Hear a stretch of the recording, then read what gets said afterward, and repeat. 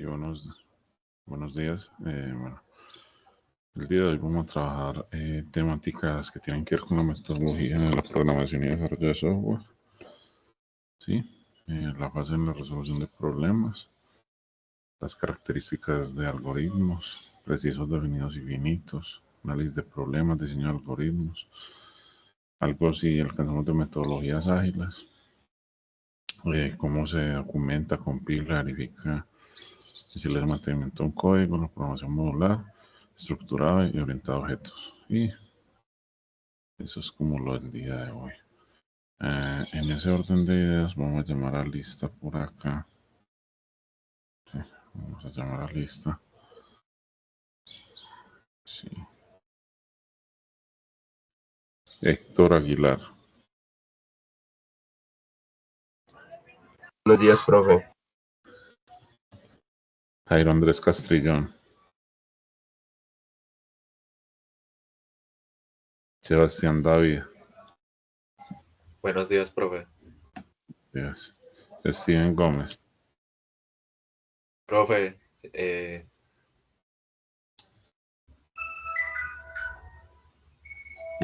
¿Dónde está?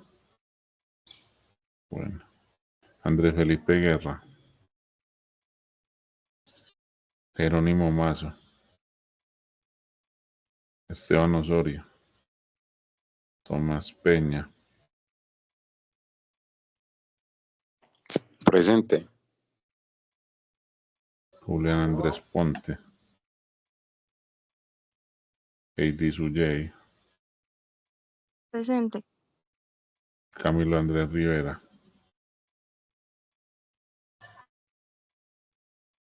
William Alberto Romero. Profe, Presente. Sí, ¿quién me habló? profe, Sí, yo Heidi, yo le dije que presente y me puso uno, ¿no? sí, uno es que asistes y cero que no asistes. profe, yo también me presenté, Sebastián David Betancur y me puso 0. Ah, bueno, bueno. Listo. Edwin Santiago Ruiz. Presente, profe. Andrés Elías Vázquez. Andrés Elías Vázquez. Profe, yo, Edwin Santiago, presente. ¿Quién me habló? Edwin Santiago, profe. Casi no le escucho.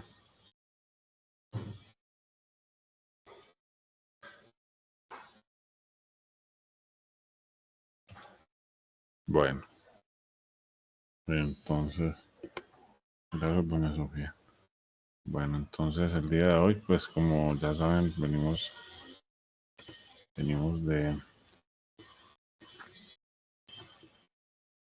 pues ya de la semana 3 y como les decía, vienen los temas ya de la semana 4, en los cuales pues hay cosas importantes que ver en la metodología de la programación y desarrollo de software.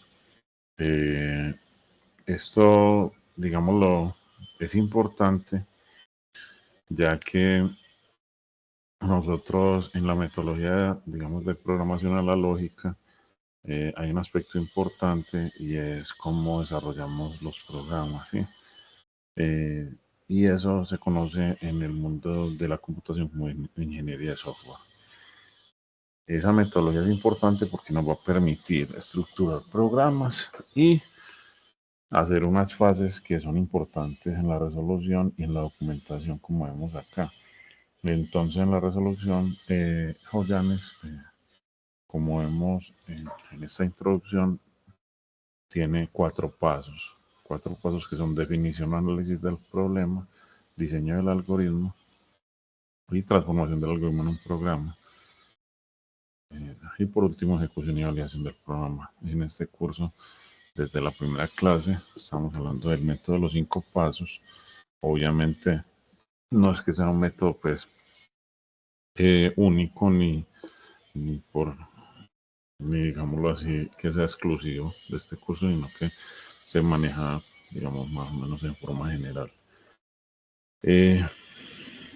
Entonces, las fases en la resolución de los problemas que plantea Joyanes, en este caso, como vemos aquí son 8, ¿cierto? Él plantea, disgrega estos 4 en 8 y estos 8 dice que son análisis, diseño, codificación, compilación, verificación, depuración, mantenimiento y documentación. Aquí hay que tener en cuenta una cosa.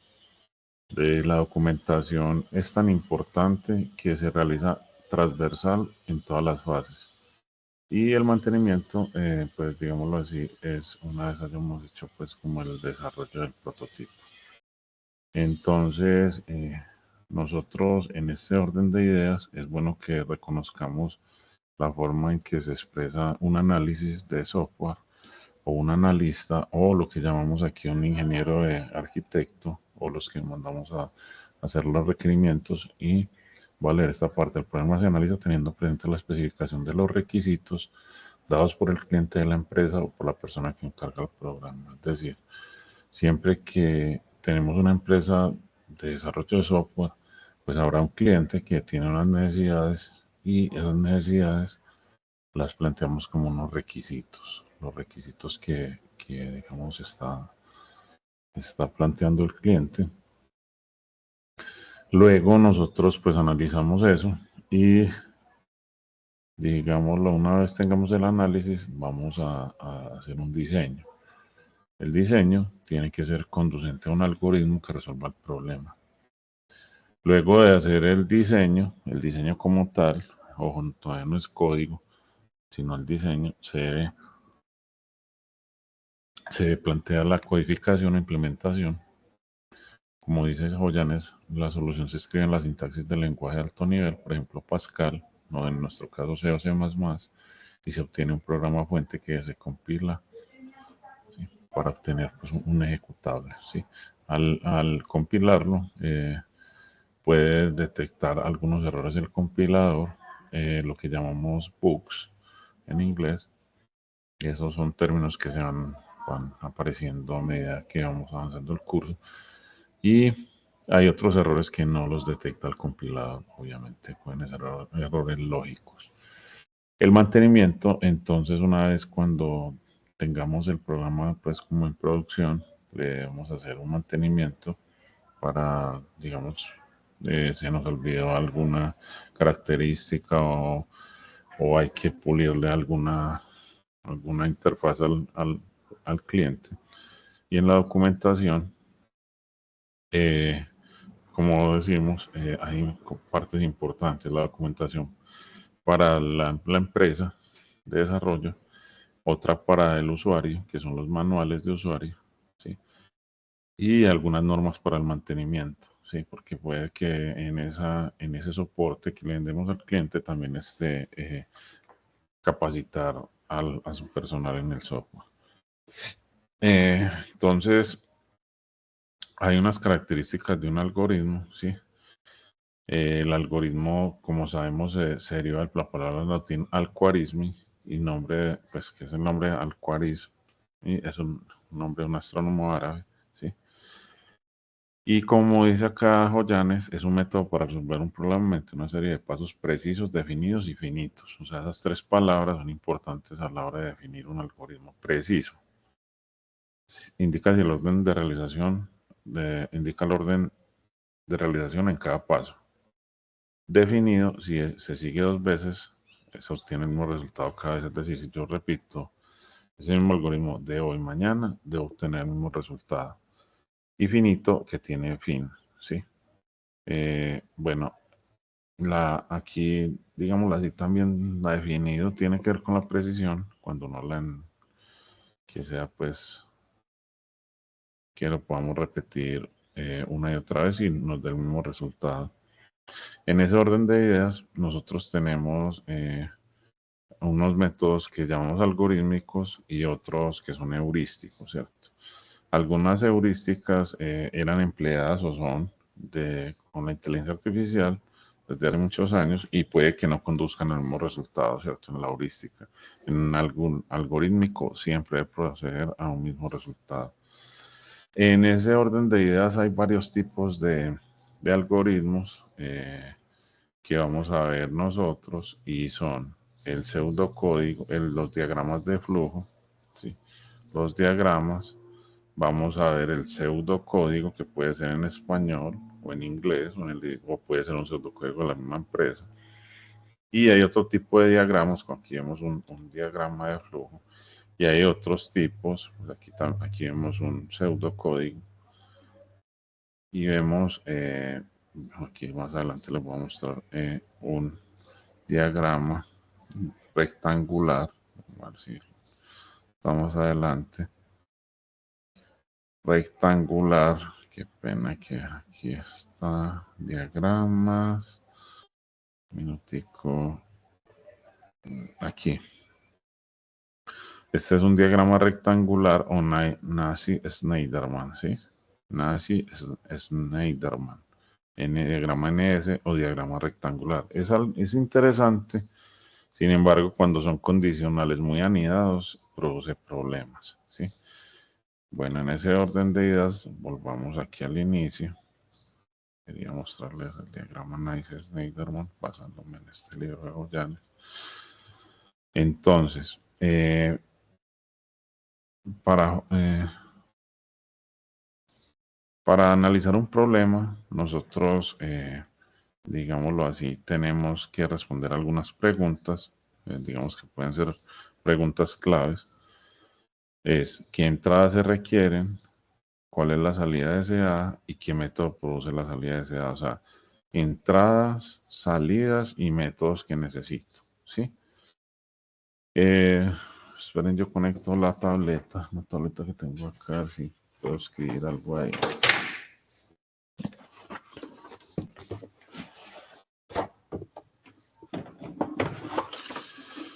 Tabletita que hay acá.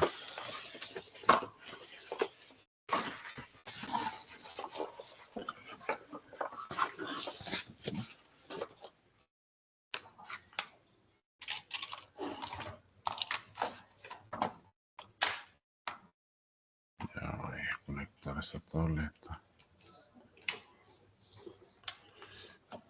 Vamos a ejemplificar algo. Más adelante voy a hacer unas cámaras, no puedo encontrar la cámara porque yo tenía aquí en mi oficina hace muchos años, incluso mucho antes de la pandemia.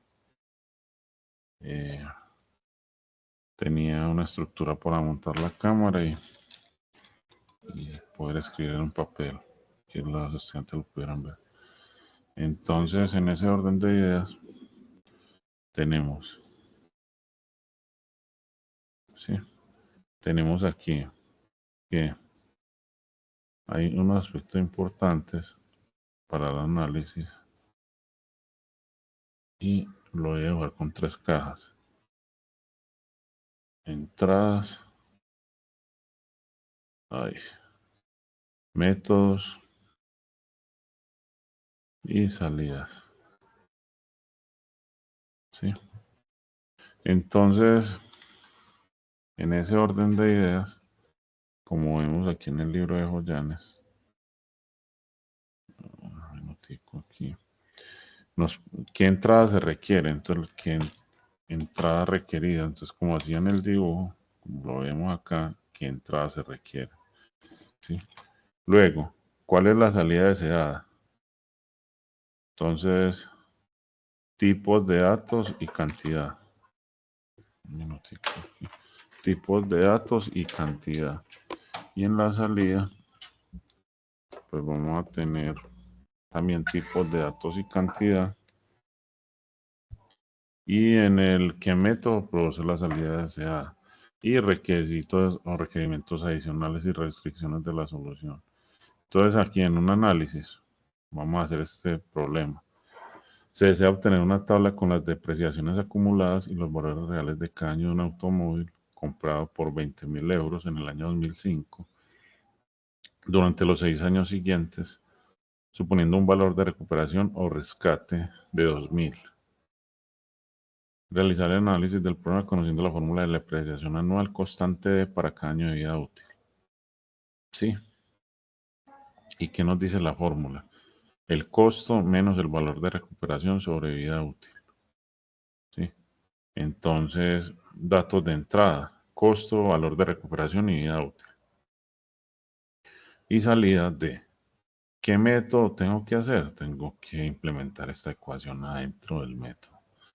Bueno, salida, pues depreciación anual por cada año, la acumulada, valor del automóvil del proceso, calcular la fórmula, ¿cierto?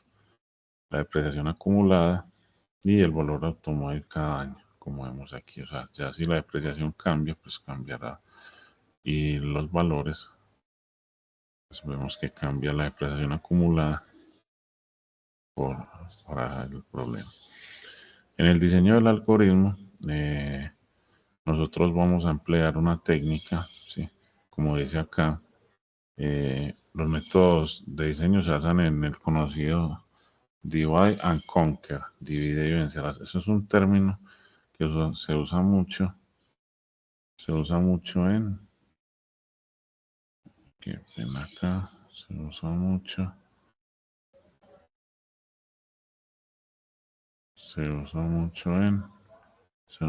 en programación, ¿sí? Se llama el término divide y vencerás, ¿cierto? Entonces lo que hace es que un problema muy complejo lo estoy partiendo en problemas, pues como en partecitas, ¿cierto? Entonces parte 1, parte 2, 3, 4, 5, 6, 7, 8, 9 y 10. Un problema lo partimos en muchas partes y de ahí encontramos su solución. O sea, este es un método muy clásico para solucionar problemas. Y adicionalmente hay otro problema que es top down, ¿sí? Top down, ¿sí? En donde lo primero que veo es lo general, top es lo general, y me voy down a lo particular. Es decir, que uno resuelve primero como o resuelve o digámoslo así de alguna manera o entiende el problema global y va profundizando en la solución a medida que avance el problema. Estos son los métodos que se utilizan en ingeniería: divide y vencerás y top down, de lo general a lo particular. Es muy difícil llegar de lo particular a lo general, ya. Entonces, en ese orden de ideas, como vemos acá, vemos que hay un diseño que el divide y vencerás, también le llaman modular, ¿sí? Y divide y vencerás es modular, y top down también se le llama diseño modular, ¿ya? Cada subprograma, pues vamos a hacerlo como en módulos, ¿sí? Y en ese orden de ideas, pues yo podría tener cualquier aplicación conocida que ustedes, el mismo Teams, vamos a ver este Teams aquí, hablemos de Teams, vamos a ver este Teams, digamos que Teams, yo lo veo acá, ¿cierto? Entonces, en Teams podemos observar que hay varios elementos, ¿cierto? Obviamente, esta aplicación de Teams fue hecha por partes. Es decir, la pantalla donde muestra a los usuarios es una parte que maneja un grupo de ingenieros. Estos botones, OneDrive, llamadas, calendario, tareas, equipos, chat, lo manejan otros. Este menú de arriba también, lo que es cámara, micrófono, compartir, ¿cierto? Entonces, digamos, para diseñar cualquier aplicación, incluso, pues no necesariamente tiene que ser de software, tenemos que aplicar la metodología de dividir la aplicación en partes, pero sí entender que todo funciona, entender pues como la generalidad de la aplicación, pues mostrando esa pues como si nosotros desarrolláramos Teams. Herramientas de programación. Entonces, pues realmente a mí solo en este curso, a mí me gusta utilizar solo para diagramas de flujo, me gusta utilizar un inicio y un fin, unas bolitas. Me gusta utilizar muchas cajitas, puros rectángulos, ¿sí? Sí, yo solo uso rectángulos, bolita, utilizo el rombo el rombo para una decisión. P igual a 3. Por sí o no. Entonces, y ya. O sea, solo en este curso yo los diagramas de flujo.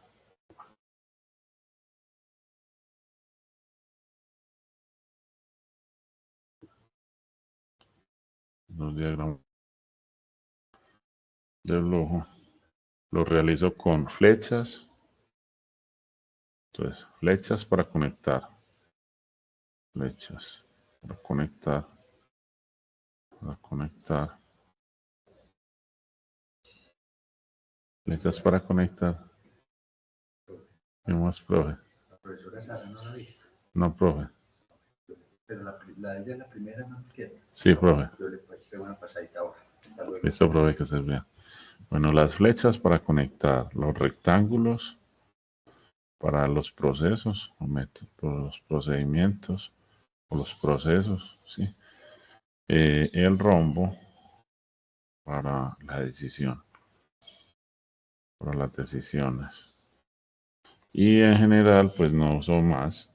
O sea, ya uso estos tres y ya con las mismas flechas, pues una flecha no tiene que ser directa, sino que yo podría partir de aquí en una flecha, seguir con otro cajón.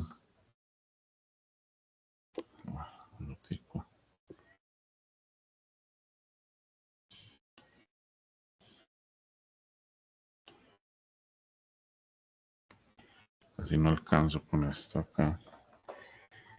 Hay una cosa muy dura contar con esta vaina.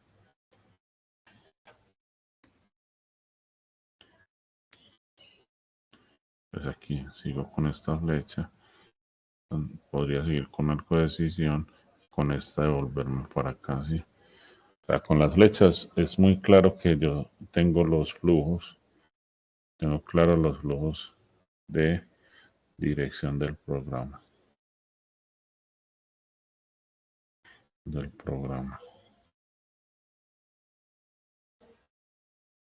Sí. Entonces, en ese orden de ideas, pues los diagramas son el método más claro para uno explicarle un programa a alguien, ¿cierto? No, yo no utilizo estas plantillas tan complejas, sin embargo es bueno conocerlas. La entrada y salida la dibujan con un paralelogramo, una especie de teclado, otros dibujan una pantalla como la salida. Y aquí vemos pues el pseudocódigo. Pseudocódigo son palabras que simplemente nos dicen cómo se va interactuando, ¿sí? Cómo se va interactuando en el programa. Entonces un pseudocódigo, yo incluso podría hacer un pseudocódigo en Excel o en donde yo quisiera, ¿cierto? Yo quiero hacerlo en un cualquier editor de texto, entonces yo podría hacer un programa en pseudocódigo para, por decir algo, para instalar un programa. Sí, va a coger cualquier programa, ¿cierto? Entonces aquí el programa tendría un inicio y un fin, ¿cierto? Este pseudocódigo no está estructurado, entonces voy a coger cualquier programa, por ejemplo Minecraft. Entonces ingresar, yo voy a hacer un pseudocódigo con base, pues ingresar a la página web del programa. En este caso Minecraft. ¿Sí? Luego de ello ir al sitio de descargas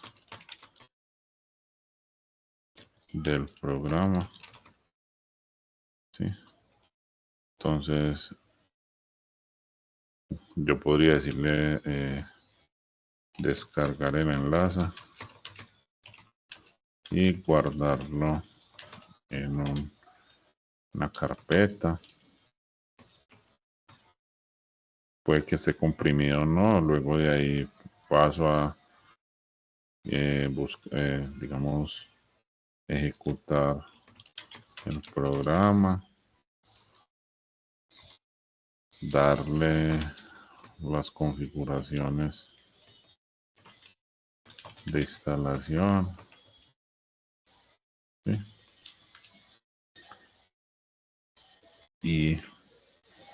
Y asignarle a, por decir algo, un icono en el escritorio.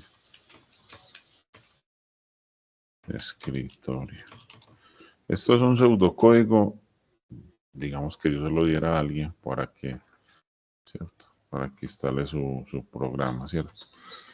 Obviamente podría yo tener el propio código o pseudocódigo de la empresa y en ese orden de ideas, pues podría, digámoslo así, hacer un propio lenguaje.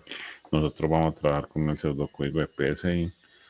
Entonces, por decir algo acá, hacen un ejemplo de calcular el pago de un trabajador conociendo las horas trabajadas, la tarifa horaria y la tasa de impuestos.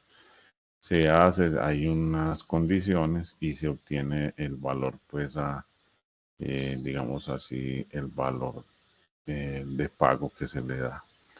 Hay también un cálculo de sumar números, ¿sí?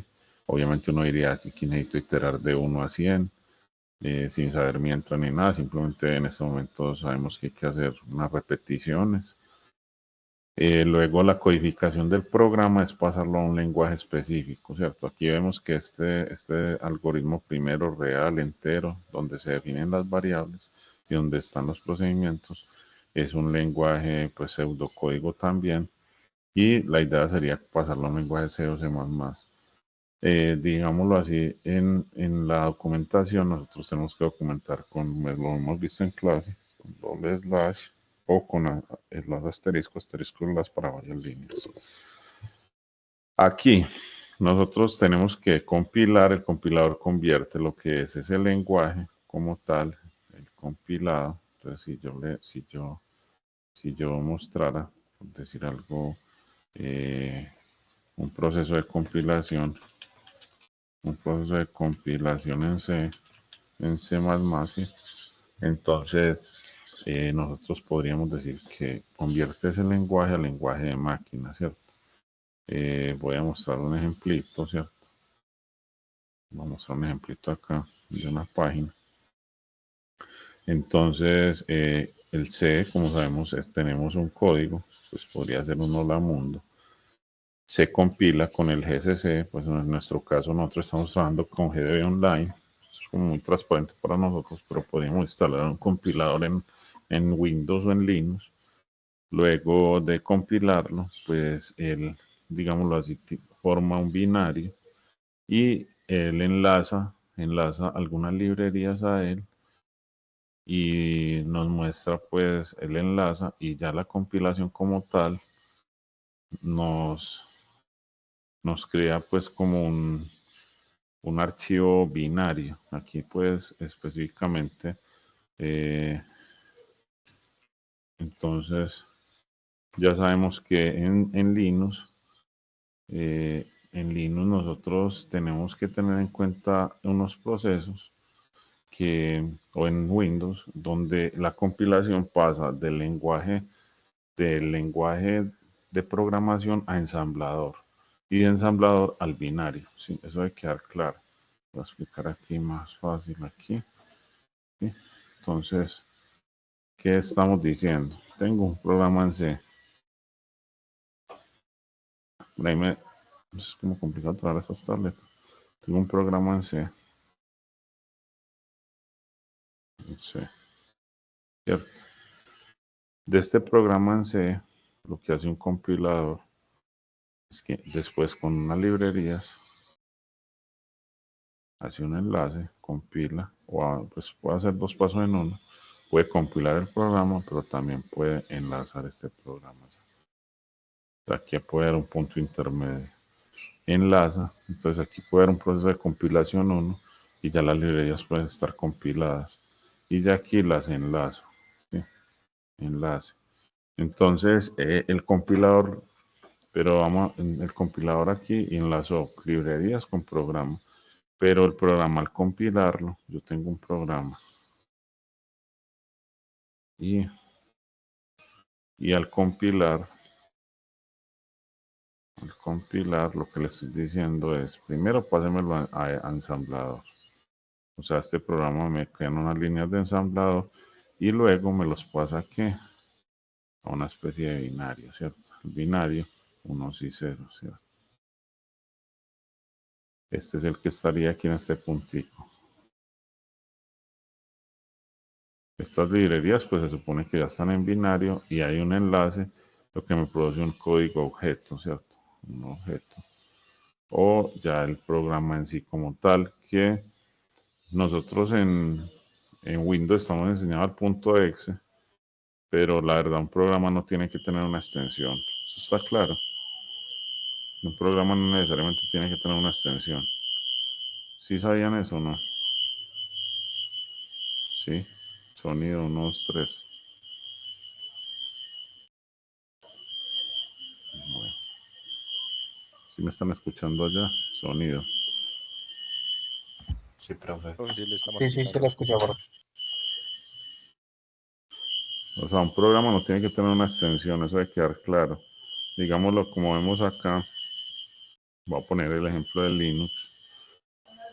Voy a poner el ejemplo de Linux. Sí, buenos días. Sí, el ejemplo de Linux. Entonces nosotros compilamos el programa, lo pasamos a objeto, ¿qué más hará? Pero miren que al ejecutar no necesitamos, cuando vamos a ejecutar en sí el programa, ya enseguida, pues aquí estamos usando el enlace. No necesitamos realmente que tenga una extensión. Simplemente lo llamamos, ¿sí? ¿Sí? Ese se resta y luego llamamos el que llamamos el programa y se ejecuta, pero no necesariamente tiene que tener una extensión, incluso ni siquiera el punto O, ¿sí? Para que eso quede claro. O sea, usted podría ejecutar un programa que simplemente se llame programa, ¿ya? Eso pues, pero en nuestro caso, como trabajamos en Windows, pues vamos a decir que sí tiene que sí va a tener una extensión. En la verificación y depuración, nosotros vamos a encontrar los bugs, ¿cierto? Que son de tres tipos: de compilación, de ejecución y errores lógicos. Como el de compilación, pues él nos detecta mucho error de sintaxis, ¿cierto? Y digamos, muy específicos del programa, si tenemos errores pues ya sintácticos. Errores de ejecución es cuando tenemos errores de procedimiento, adiciones por cero, raíces complejas o tenemos pues algunos códigos pues ahí que nos pueden interferir pues como la parte matemática del programa. Y los errores lógicos se deben a que tengamos loops infinitos, que tengamos lógica incorrecta, que esta tiene que ver mucho pues también con el programador. Son los tres tipos de errores. La documentación y el mantenimiento, como les decía, se va a ir dando pues en el transcurso del proyecto. Y bueno, aquí vemos un ejemplo de la programación modular. Y vamos a empezar ya con los tipos de datos como tales, ¿cierto? La programación estructurada. Entonces, aquí es bueno que tengamos en cuenta algo. Nosotros tenemos varios tipos de programación. Programación modular, porque vamos a trabajar varios módulos. Programación estructurada, porque es secuencial, ¿cierto? Y programación orientada a objetos, pero también van a existir, o sea que nosotros aquí podemos distinguir varios tipos de programación como tal.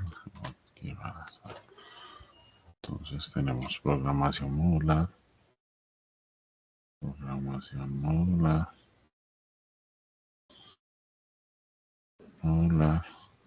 programación estructurada,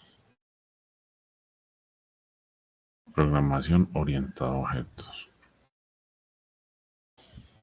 También hay otras que son imperativas o programación de estas tres. Modular dividimos por modulitos, ¿cierto? Estructurada vamos a tener que siguen una secuencia. Y orientada a objetos es que ya vamos a tener un objeto como tal. Y voy a dejar un carrito acá.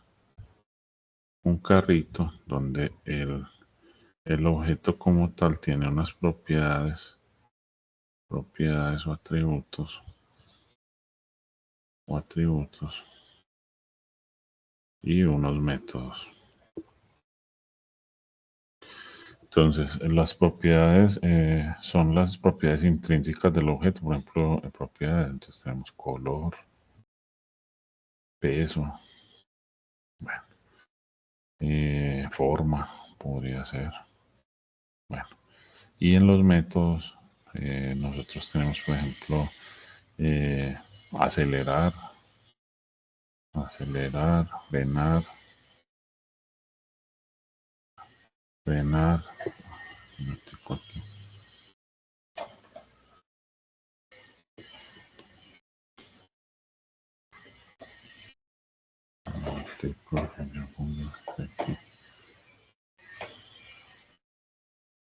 Acelerar, frenar, tengo dirección derecha, dirección izquierda, reversa. Bueno, en los métodos tendría muchas cosas, ¿cierto? Y en los atributos tendría propiedades como físicas o intrínsecas del objeto. Realmente nosotros en este curso, como tal, vamos a trabajar mucho la programación estructurada y modular, ¿sí? En general, la programación estructurada la hacemos secuencial y por procedimientos, ¿sí? Entonces, nosotros debemos distinguir en la programación estructurada varias cosas, como son los tipos de datos que podemos ver, ¿cierto? Y en ese orden de ideas, nosotros, hablando en términos generales, nosotros vamos a tener un módulo, como lo hemos visto aquí, un módulo que se llama main, ¿sí? Pero de este módulo podemos llamar otros módulos, ¿cierto? Podemos llamar un módulo 1, un módulo 2 y un módulo 3. Donde puede que yo tenga unas variables para este módulo que puedan ser A, B y C, pero en este otro módulo podría tener A, en este otro podría tener B y podría tener C. Estas variables no necesariamente son las mismas de estos módulos, no. O sea, y no comparten, es decir, estas van a unas direcciones de memoria, específicas, pero estas apuntan, estas otras de estos módulos apuntan a otras direcciones, ¿sí? No están en la misma dirección, o sea, estas tres están en las tres primeras, por decir algo, en estas, pero estas otras podrían estar en otra colocación de memoria, ¿sí? En otra disposición de memoria, y entonces esto es lo que llaman variables locales, ¿sí? Variables locales. Ya si tuviera una variable global G, que me engloba todo esto, todas pueden ver G, o sea que es una variable global, pero cuando están adentro de cada casita son locales. Listo. Eso pues más o menos explicando aquí variables globales y locales. Como les decía, la programación que ya hace tendiente es que ustedes ya cuando están con un cliente modelen en el sentido objetual, ¿cierto? Como les decía lo del carro, pero podría ser otra cosa, ¿sí? Entonces un carrito, dijimos que, vuelvo a dibujar el carro, bueno, tiene unos atributos, voy a decir color, número de llantas. Yo no le podría estar cambiando el número de llantas, pero entonces el número de llantas es un atributo, altura, peso, ¿sí? Podría tener más. Y como les decía, yo también tendría unos métodos o funciones que hace el carro, ¿cierto? Yo puedo dirigir el carro hacia la izquierda, dirección izquierda, dirección derecha, puedo acelerar, puedo frenar. Entonces, todo lo que sea métodos debe tener un verbo o una acción. Mientras que los atributos no son verbos. Los atributos simplemente son propiedades. Y en cambio los métodos sí me permiten llevar una acción del carro, ¿cierto? En ese orden de ideas vamos modelando el mundo, ¿cierto? Entonces, aquí, como les decía, la programación orientada a objetos es importante que sepan cómo es, pero este curso se basa en curso estructurado. Hay unas propiedades fundamentales pues, en la programación orientada a objetos que son abstracción, encapsulación de datos, ocultación de datos, herencia y polimorfismo. Nosotros a veces no simplemente, lo voy a poner con el ejemplo del carro. ¿Quién sabe que tiene un clutch por dentro de este grupo? ¿Usted sabe que tiene un clutch? ¿Quién sabe que tiene un clutch de los que están acá? ¿Sí? Pues Tiene tenemos un discos. disco de clutch. ¿Qué tiene un clutch por dentro? ¿Quién me dice? Discos. ¿Qué tiene un clutch? Por ¿Sí ejemplo, los saben o no? discos. ¿Tiene qué? Los discos de Unos, clutch. unos discos, bueno, tiene la idea así, discos, tiene unos discos. Pero en general la gente sabe que tiene un clutch.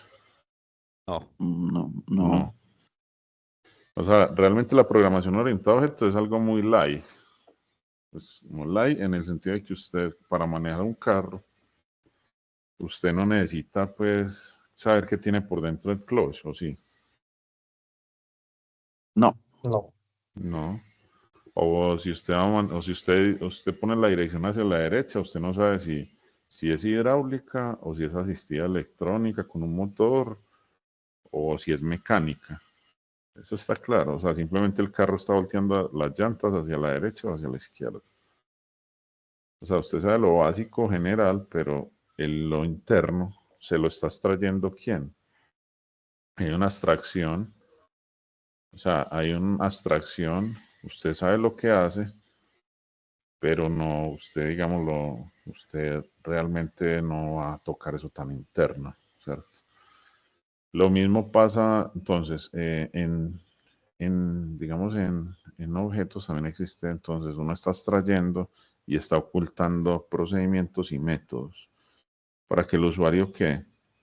Esté más feliz o no. Y esté más feliz y más ¿Qué tranquilo. piensa usted?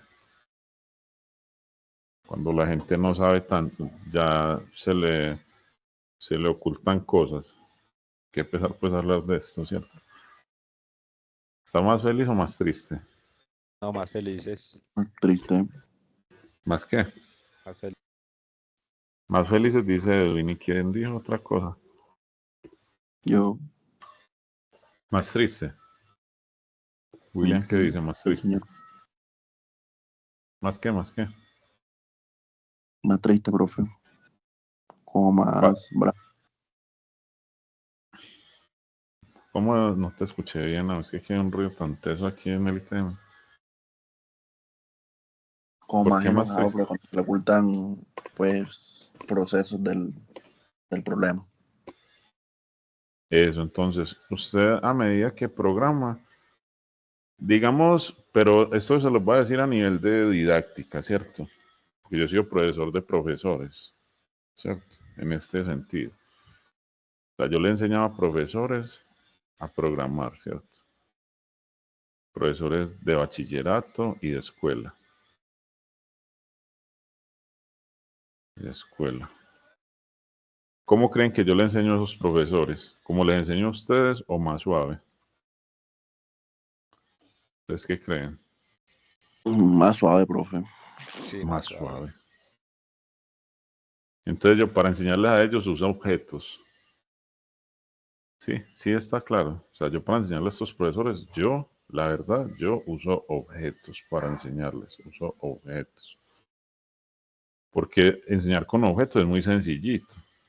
¿Sí? Incluso si yo cogiera un niño y yo cojo una tortuguita, ¿sí? Yo cojo una tortuguita y yo hago una cuadrícula, ¿cierto? Sí. Voy a hacer esto. Yo le podría enseñar a programar con una tortuga, ¿o no?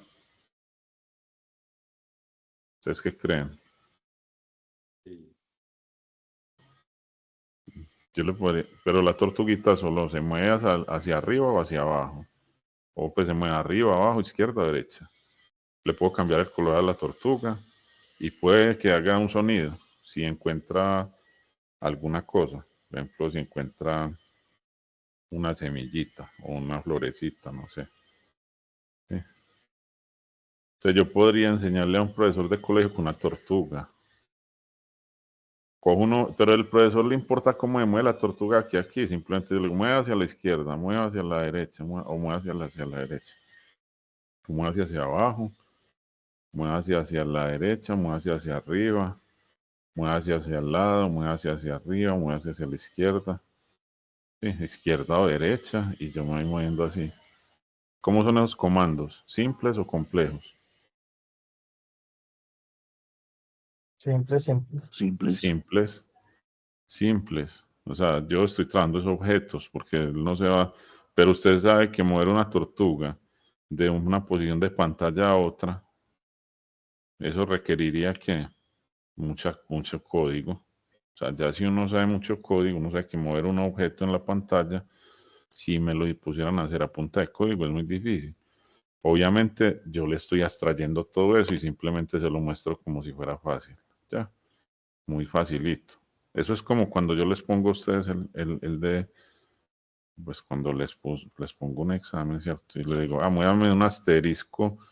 Si usted va a mover un asterisco de una posición a otra posición, no, Juangui, de una posición a otra posición, usted tendría que ir haciendo que una línea nueva borrando e ir haciendo la nueva. O sea, primero dibuja este. En la segunda hay que borrar la primera y ponerlo aquí. O sea, borrar otra vez y ponerlo aquí, borrar otra vez y ponerlo aquí. O sea, hay que hacer un poco de cosas que el usuario no sabe que están haciendo uno realmente. Uno puede estar hasta borrando, puede uno estar borrando incluso para poder volver a graficar. Eso no se va a dar cuenta quién de esos temas. No se da cuenta quién. Un programador básico, ¿ya? Un programador que uno le está enseñando cosas básicas no se da cuenta de eso. O sea, eso sería un programador avanzado, ¿cierto? Yo a usted le estoy enseñar la lógica desde el punto de vista estructural, no de la lógica pues tan básica como enseñar con la tortuga, que lo tendría que hacer el profesor del colegio, ¿ya? Estamos hasta aquí. O sea, enseñar objetos no es nada del otro mundo. Obviamente aquí en el ITM hay paradigmas. Hay profesores que dan objetos en sus clases. No es que no se pueda dar, pero realmente en estos cursos de lógica el estudiante requiere que se le dé más lógica de programación que se le dé pues solo la programación como tal. Porque ya con la programación pues estarían obviando muchos aspectos de la lógica fundamental, que es un poco más profundo. Entonces, en ese orden de ideas, muchas veces es bueno ocultarle los datos al usuario, ¿sí? Para no envenenarlo, ¿sí o no? Sí estamos claros en eso. O no intoxicarlo con tanta información. Sí están entendiendo el concepto, ¿no? De objetos. Sí. Ojo, a ustedes yo sí les tengo que dar en profundidad, sí, como les digo, si lo diera a profesores o a niños o así, tendría que dar objetos y sin tanta profundidad como lo hemos dado con arquitectura, tipos de datos, ¿ya? Digamos que ustedes ya conocen la máquina, ¿se acuerdan del examen? El tipo de dato in, long, char. ¿Sí? Sí estamos de acuerdo. Entonces, en ese orden de ideas, pues una persona, si no sabe qué echar, puede aprender programación básica, pero ustedes, que son pues ya programadores que van a ser ya electrónicos o computación avanzada, sí deben conocer tipos de variables y cómo definir esas variables dependiendo de la máquina en que trabajen. Como les digo, la programación orientada a objetos es muy interesante, sin embargo, esa abstracción y esa ocultación pues hacen que se aprenda de forma fácil, pero puede incurrir en que el estudiante que solo ve objetos quede cojito en la parte computacional de arquitectura de computador, ¿cierto? Entonces no sabría los niveles pues ya un poco más profundos, que es lo que necesitamos. Para unos niveles iniciales uno le podría, como les dije, dar objetos, o para un nivel más avanzado, ¿cierto? Porque niveles más avanzados uno ya sigue utilizando muchas cosas de objetos. Entonces aquí hay un ejemplo de carro, encapsulación. Pues como les dije, un objeto puede ser de la vida real. Y en ese orden de ideas hay muchas cosas que en la vida cotidiana se van volviendo objetos. Es decir, yo puedo definir un objeto persona, ¿cierto? Una persona que lo identifique, ¿cuáles son las características computacionales de una persona? Dígamelas. ¿Quién me las dice? Una persona común y corriente. ¿Sí? ¿Qué caracteriza a una persona? ¿Usted cómo puede caracterizar a una persona? El dato más importante. La personalidad. El nombre no. Puede ser nombre y apellidos. Nombre y apellidos. Nombre y apellidos. Pero hay algo muy importante, el ID. Si es nombre, apellidos, ID, ¿cierto? ¿Qué pasa con esa persona? Este sería este es un objeto ya. Un objeto o una clase, ¿cierto? Clase persona. Y yo podría tener un estudiante. ¿Qué tiene? O sea, yo puedo heredar de persona estas tres. Yo podría eventualmente tener estas tres características, ¿sí? O sea, que herede estas tres características, pero adicional, ¿qué más necesita un estudiante? Sí, sonido. ¿Qué más tiene un estudiante de característica?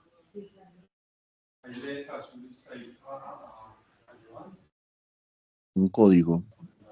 Digamos que código, que sería carnet, para saber qué semestre entró, por ejemplo, 2025, 1, etcétera. Tendría que más un estudiante. Era. Un El estudiante que más programa el tiene. cual estudia. Programa académico. Y podríamos tener más. O sea, un estudiante ya hereda de persona, hereda esas características, pero adicionalmente este estudiante tiene otras. Profesor no es lo mismo que un estudiante. Sí, voy a poner profesor. El profesor sería otro tipo de objeto. También puede heredar que esas tres características, pero adicionalmente heredar esas tres, el profesor podría tener lo mismo, podría tener un carnet, podría tener una facultad, un programa, sí, unas materias que da, bueno, podría tener algunas cosas ahí más. Es simplemente que en el hecho de la herencia, que se van heredando pues algunos tipos de datos que tienen eso. En ese orden de ideas, pues los objetos los definimos mediante estándares de UML, que es un lenguaje de modelado unificado. Esto ya pues, como les dije, se puede entrar a una página como tal y allí va a encontrar, voy a entrar a cualquier página, ¿cierto? Diagramas. Sí. Entonces, usted puede entrar a uno de estos, Draw.io, por ejemplo. Voy a entrar a cualquier software en línea que realiza. Decido más tarde. Y usted podría encontrar aquí elementos que le pueden permitir, ¿sí? Tener pues como todos los diagramas de clases, ¿sí? Diagramas de clases como aquí o de UML, si fuera el caso, para poder modelar pues las clases y los objetos como tal, ¿sí? Pues no lo voy a hacer en este curso, simplemente esto es demostrativo, pero hay muchas herramientas en línea donde podemos hacer este modelamiento de computacional que queremos. Como les decía, pues, saber objetos no es difícil. Miremos que animal, todos los reptiles heredan de quién, de animales, de mamífero de animal y anfibio de animal. Pero adicional, pero por ejemplo un caballo es un mamífero, ¿heredaría de quién? Caballo heredaría de mamífero, mamífero heredaría de animal algunas clases, ¿cierto? Algunas características y así podríamos decir la herencia. Reusabilidad pues y polimorfismo son conceptos importantes y son, pero digámoslo así, cuando se usan son ya más importantes todavía, pero ya cuando no está en la práctica. Como les dije en la resolución de problemas tenemos los 5 pasos que ya les dije y las definiciones de preciso, definido y finito deben quedar muy claras. Nosotros como tal debemos realizar pues estos algoritmos. Aquí yo siempre pido entrada, procesos y salida. Pues que aquí están entrada, proceso aquí y salida. Aquí están problema, diseño y con programa, pero yo siempre pongo entrada, procesos y salida. En ese orden. Aquí hay varios, pues, como programas. Ya nosotros, como les dije, vamos a utilizar el método top-down o divide and conquer, donde tenemos que dividir el problema. Por ejemplo, si nos piden, en este caso, calcular superficie, calcular área, calcular volumen, pues dividiríamos si necesitamos volumen o área, dividiríamos el problema en varios niveles o en varios módulos y lo vamos refinando.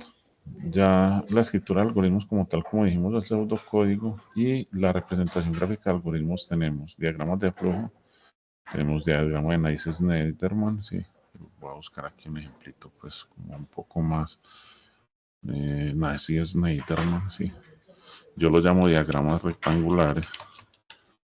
Angulares, ¿cierto? Pero el libro es de Naisy-Sneiderman.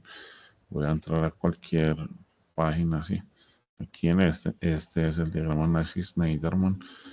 Y yo les dije el problema es cuando vamos anidando los condicionales, tiene ese problemita. Es interesante para la gente que va aprendiendo, pero tiene ese problema, pues que se va volviendo muy engorroso a medida que se va refinando la solución.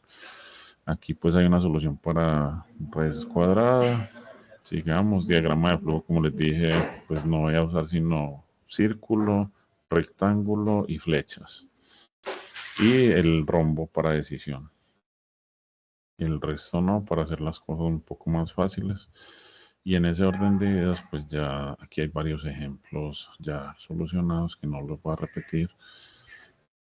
Y con eso, pues digámoslo así, damos por como completa la programación de hoy de la clase. Habría otro temita, pero para no hacer muy largo el tema, de metodologías ágiles, ¿sí? Metodologías ágiles donde voy a ver si me entra a esta página, What is Scrum?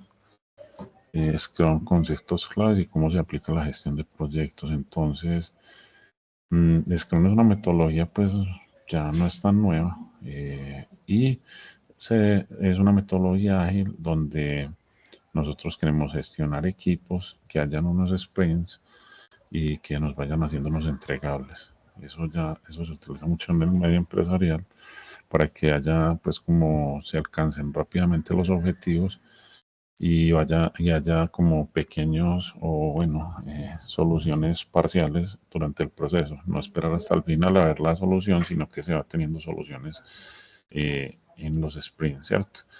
Los usos de Scrum, bueno, también otra metodología, hay una parte que se gestiona a la gente. La metodología Scrum, como les decía, es una metodología donde tienen que tener un gestor, pues alguien que les esté, el Scrum Master. Hay un responsable del producto, el Master y el equipo Scrum, y se van asignando tareas y se van dando tiempos. Estos tiempos son de semanas o días, no son metodologías muy largas. No hay certificaciones en esto y tiene ventajas, como les decía, de que se van viendo soluciones parciales y se va gestionando pues bien el equipo, y si hay alguna falla, pues el equipo apoya a todos. Como para resumir un poquito el Scrum. En ese orden de ideas, listo, muchachos. No sé si tengan preguntas hasta aquí. Ya nos vemos el miércoles como tal. ¿Sí? El miércoles en clase. Es como una clase muy teórica, pero espero haber sido pues lo suficientemente claro. Listo, muchachos. Entonces nos vemos el miércoles. Listo, que esté muy bien. Hasta el miércoles. Listo, profe, muchas Hasta luego, gracias. Hasta luego. Hasta luego, que esté bien. Hasta luego, profe. Hasta luego, que esté bien.